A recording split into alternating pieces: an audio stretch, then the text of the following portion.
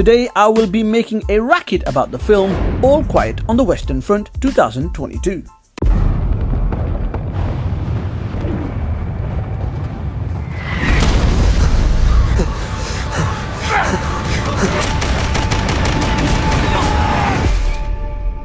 This film is I'm trying to do a review here if you don't mind. More quietly. I really cannot be whispering throughout this video because it just isn't right. So I'm gonna have to start speaking louder and louder and louder. Fine. This war film falls into the category of action and drama. And if you are a subscriber of Netflix, you can now watch this. This is based on a novel by Eric Maria Remarque and is also a remake of the 1930s film of the same name. I'm going all international here as this is a German film but can be seen in a different language of your choice. This stars Daniel Brühl, Felix Kammer and Albrecht Schuck. Edward Berger has co-written this film and also directs it.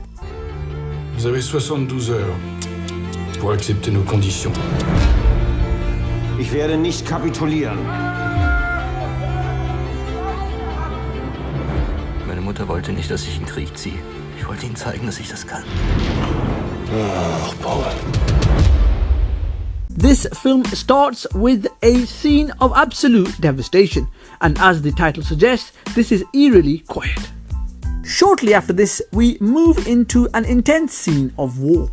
This is pretty brutal and extremely well choreographed. From this stage on, we are hooked. We specifically see a young man who is like a deer in headlights. The scene that follows is full of violence and fear. It is now 1917 and we see a group of young men eagerly looking to be recruited into the German army. These lambs to the slaughter are very excited as if they are going to a school camp. Led by Paul, they are laughing and joking through the early stages. But little do they know, with no training, they are going to be thrown straight into World War I. As you would expect, the friends, in their own words, soon realize this isn't what they expected it to be.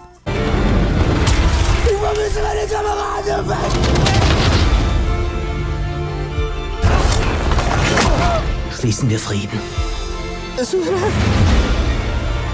The action film then highlights the role of these friends in the war.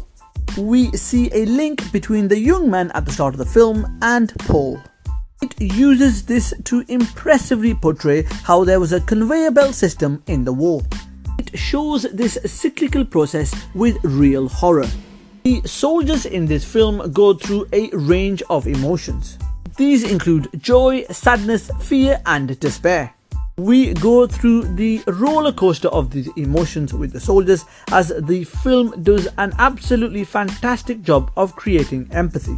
Explosions, heads blowing off, loss of limbs, this is not for the faint-hearted. It highlights the reality of the bleak life of these soldiers compared to the cushy role that the generals play behind the desks. Towards the end of the film, we get ever closer to the 11th of November 1918. And for those of you who are unaware, that was actually the end of World War I. Events take a dramatic turn and then what we see is very heart-wrenching. Finally, as the film ends, we get given a statistic that quite aptly will stun you into silence. There is no sex or nudity or any strong language. However, there is lots and lots of brutal violence. And if that's not for you, then don't become a recruit for this one. Du musst jetzt tapfer sein. Für die, die es nicht geschafft haben. Für uns alle. To sum up then, this is an extremely powerful masterpiece. Despite not being a real fan of films of war, I definitely enjoyed this one. The time just flew by as I went on an extreme journey of emotion, leaving me absolutely exhausted. I felt I was a part of this film, with the camera angles giving us a POV shot which really helped to highlight this further. This is a very compelling and dominant film, so be prepared before you watch this one. I will give this one a strong I recommend rating of 8 out of 10. And if you love war films and you have a strong stomach, this is definitely one to watch. Please don't forget to like, share and subscribe to my channel, and of course comment. I hope you enjoyed my video. Thanks for watching, and I shall see you in the next one.